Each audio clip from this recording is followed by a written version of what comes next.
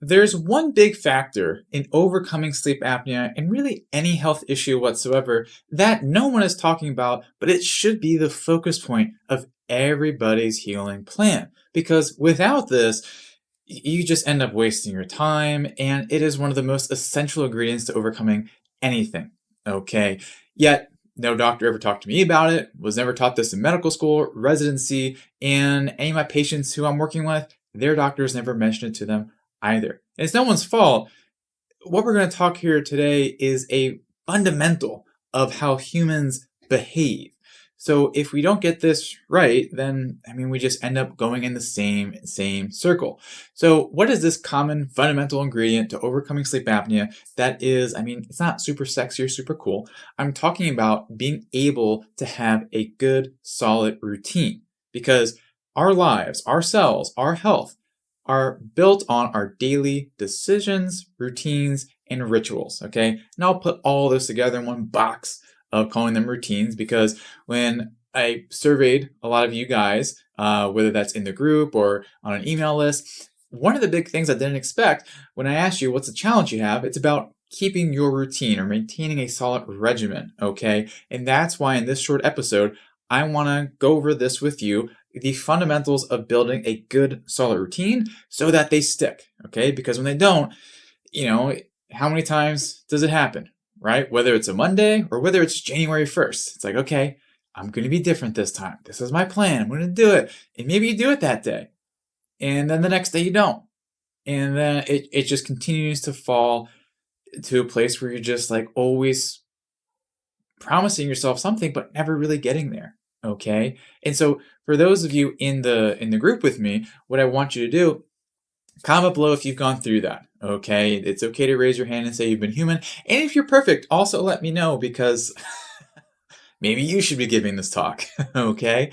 But seriously, getting routines down right, it creates discipline that gives you freedom. It's a little counterintuitive, but 100% the reality of this. Because at first, yes, you work through things and that allows you to kind of find out where you should be. But with time, it becomes easy and it's on autopilot. Okay. And when it's on autopilot, that's when your health is something you don't even think about, right? You just fall asleep easily. You don't think twice about all the things you need to do for it. You just wake up, you get through your days easily. You're just able to focus, be physically active, be with people, and actually enjoy it into the afternoon eating. It's not even a thought to function like that, right? It's like when we were all younger, that's how things were, but that's still what's possible for you as long as you're able to build solid routines, okay? So first, I want to go over the ways to not do this, okay? Because doing this will keep you stuck, okay? And as we go along, let me know if this resonates with you as we go through, or even add your own struggles you've been going through. So when we're talking about routines, in terms of what goes wrong, this is where we can learn a lot of lessons and also identify the mistakes we're catching ourselves in before installing new patterns here, okay? So one of the first ones, okay, is going too big at once, right? Or like, all right, complete makeover. Tomorrow I'm going to be keto or, high carb, if that's even a thing, or carnivore.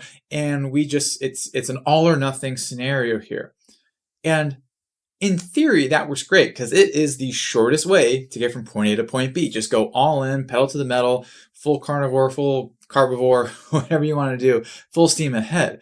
But the thing is, it creates this brittleness, okay, of where the moment you fall off of that, okay, the moment you're not perfect, it just completely falls apart. And then it just becomes another thing that you're like, oh yeah, I planned for this, I did it all, but like it just falls apart. And then honestly, that's where we find ourselves in like the shame, we feel defeated, or we get the I don't think I can curse here. I shouldn't, but we get the F it's, right? We're like, oh, okay, Wednesday I didn't do it. F it. Let's eat the rest of the whatever, maybe chocolates or something else, or going back to how we used to eat, or like maybe you went gluten free and it's like, all right, time to have a pizza. We just get like the F it, right? Because we tried to go big, and then we ended up coming back home. Okay, not into the warm, our warm home. Okay, but like the same familiar process. That's what I mean, like a familiar place of where we circle back to our old habits, okay? Because we try to go too big too soon, all right? The second big one is very related to this, somewhat similar, but it's having too many small things all over the place. Okay? It's like trying to build the wall of China with like 1,000 little pebbles. I think they used bigger pebbles back in the day for the wall of China. Can't really say, I've never been there. But when you have all these different things you're juggling, it becomes hard to do so many of them. Because when we think about change, when we're asking our patients, like, hey, make these 3-5 changes, that's enough as it is. But when we go through, whether it's like online or watching videos, and it's like, okay, let me try to stack all these things together here, okay? And the more and more we have to juggle, it's harder to keep everything in the air, okay? But again, it's very attractive because theoretically, if we kept everything into, all 11 balls in the air, we would get there a lot sooner here, right? But again, when we throw them all up in the air, we're going to lose one. And then the moment we lose one, okay, it's a little bit different than the going big, but the moment we lose one small one, I'm never sure if you try to juggle, but the moment you lose one ball, then it's just like everything falls apart again, okay? So that's why, we'll get into terms of building a good routine, but you have to look out when you're trying to be like, okay, I'm going to do thing 1, thing 2, thing 3, and like it's just becoming something where it's just becoming too much to manage. And especially when like you're already tired and have limited bandwidth, everything you do needs to be able to just easily be done by you, okay? Because the more expectations you set, you're just going to fall back into old patterns. And again, because I've been there too, like we get defeated, we beat ourselves up, and it just becomes a place where it's like a self-fulfilling prophecy of negativity, right? Or when we try to do something, we already have that thought in the back of our mind, okay, when is this going to fail? Or we even use the word try, right? I'm going to try to do this. No. Try already has the word failure baked into it, okay? So we'll get into this next, but like you have to be able to kind of deal with some things in a way, because the more you perpetuate that pattern of like falling back, that's the pattern you're building.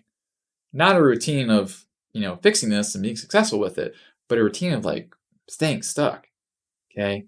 It's not where you want to be, because as you stay stuck with this, what happens? Sleep apnea is not a static disease. It is something that is going to continue to have a massive impact on every single cell in your body. Whether that is in your blood vessels, in your heart attack, strokes, whether it's in your brain, okay? Brain fog, yeah, that's a predictor of early onset dementia. So like, that's why when you're stuck, it's not just like, oh, that's just how I am. No. There's a lot more possible, but like the more you stay stuck down there, it just becomes like just being stuck in this like lesser version of yourself, really. And it's also going to show up like at work, right? Like kind of not having the motivation like you used to, or at home, like you're this, whether it's more irritable or, the get up and go you used to have is just gone, and, it's just like boring, right? All right. So the third big no-no, I guess, of routines, if we're talking about this, is that they take away from what you want to be doing. Okay. They take away from your life. So for example, say you have 3 kids, okay, or 3 dogs, whatever works for you. If you have something that is going to conflict with one of the needs in your life, being present for your kids, or spending time with your partner, right? The moment it conflicts with that, subconsciously or consciously, you will find a way to sabotage that routine or whatever it is every single time, okay? Because as humans, we're pretty tricky, okay? Because yes, we help people with their health and, biology, physiology, all that stuff. But at the end of the day, the patients we work with are human.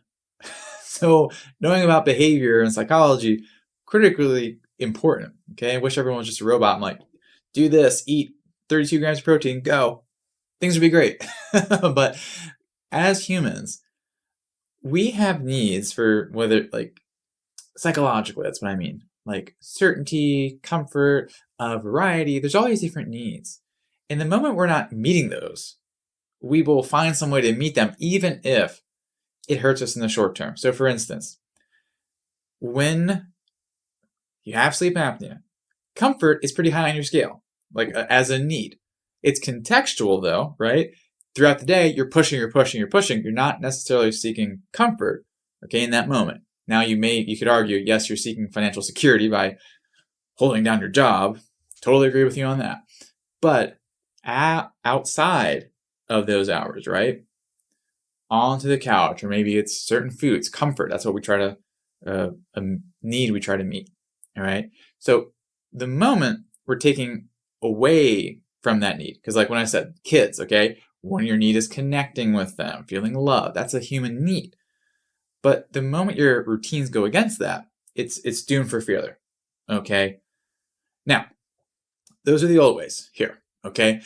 Now, for those in the group, any of those things you can relate to, let me know in the comments, because I'm sure those are my top 3 and what I've noticed in our patients, but I'm sure there's more. And I want to be able to help you work through those in the comments, whether, I'll get to them at the end of this video because I want to focus in and deliver this information to you, but just drop a comment there and I'll circle back around and help you out in there. All right.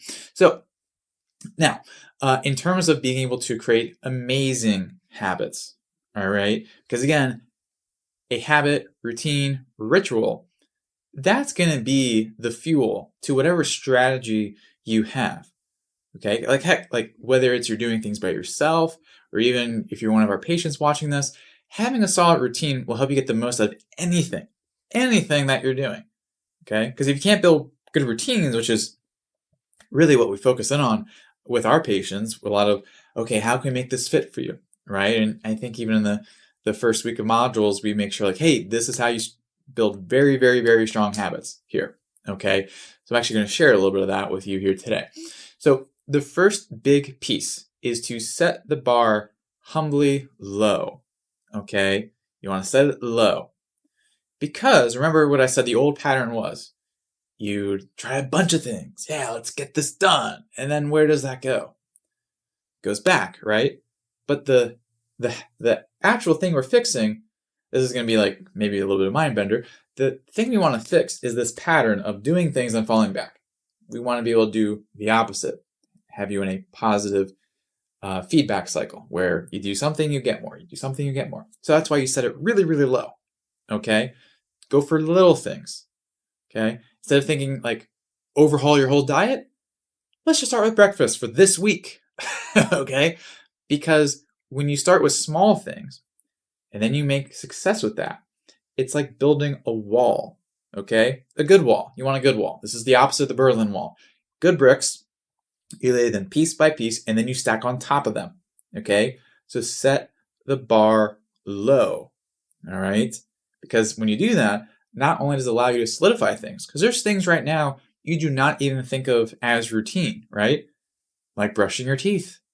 I hope you do that twice a day, at least. Especially sleep apnea does have an effect on your oral cavity and heightened risk of cavities and all those good things, right?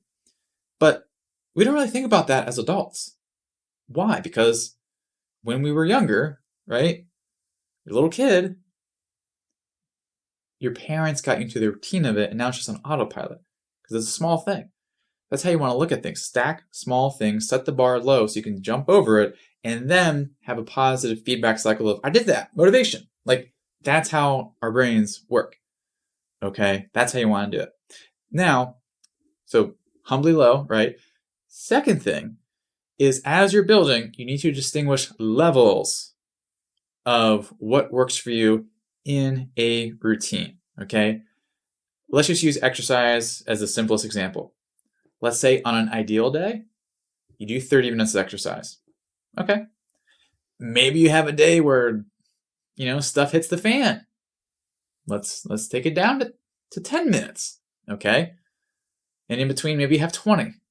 Like, this allows you flexibility to win. Okay, that's really important. So again, like, this could be whether maybe you're watching carbs, okay? And maybe, the top level, like where you're like absolutely on it, is like no carbs throughout the day. The bottom one is 2 out of my 3 meals I had carbs, but the one I didn't. Okay, just as an example, because I'm not sure what's going to be appropriate for you, because as much as we can communicate in different ways, whether it's a comment or anything else, this is a one-way thing right now, right? So that's why being able to have levels, because when you know how your life's going to be that day, you're able to pick and choose and set the bar humbly low. See how that goes together? So that you can have an easy win and then come back the next day, whether it's, you're going to go from the lowest to the middle or all the way up and just be right back on it here. Okay. And that's what helps you have better victories and really start to be that person who is having these easier health routines and habits and just getting in that place where it is just easy for you, right? Like it's something you don't think about. Yes, you got to, alter things as needed, but it's pretty much autopilot. Okay. Now, the third thing is kind of the opposite of the other third one, right? Of being able to see how these go with your human needs. Because the more you do that, the stickier your routines become. Okay, so we're just taking that example that we had. Like, let's say, I think exercise is just a good analogy here, or an easy example for people. Say you want to spend time with your kids, okay, and you also want to work out. You will either neglect your kids or neglect your body if you try to pick one or the other, okay? These aren't really good options. But what if you could find a way to meet both of those needs? Whether it is like having them with you, okay?